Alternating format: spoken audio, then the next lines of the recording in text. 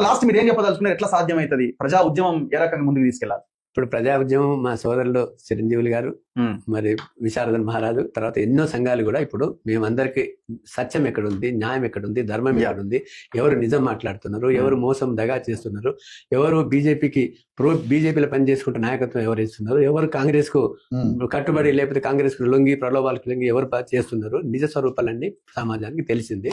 కాబట్టి ఒక్కొక్కరు అందరూ కూడా మాతోని వస్తారు అని ఈ న్యాయ పోరాటంలో, ధర్మ పోరాటంలో పాల్గొంటారని మా యొక్క నమ్మకం ఉంది. కాబట్టి ఒక పెద్ద ప్రజా ఉద్యమం, ఒక పెద్ద చిలిపి గానివాలాగా, ఒక పెద్ద పెను తుఫాన్ లాగా మారుతుందని మాకు నమ్మకం ఉంది.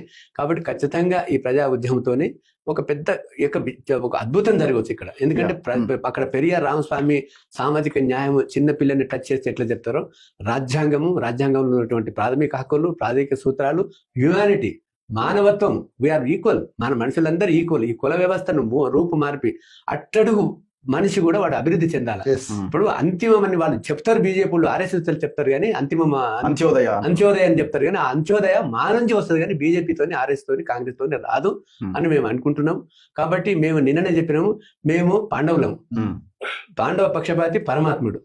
కాబట్టి ఈశ్వరుడు మాయందున్నాడు, మాకు సత్యం మాయందున్నది, ఎప్పటికైనా సత్యమేమో జయతే అని మా యొక్క నమ్మకం. Thank you very much Aishwarya sir. And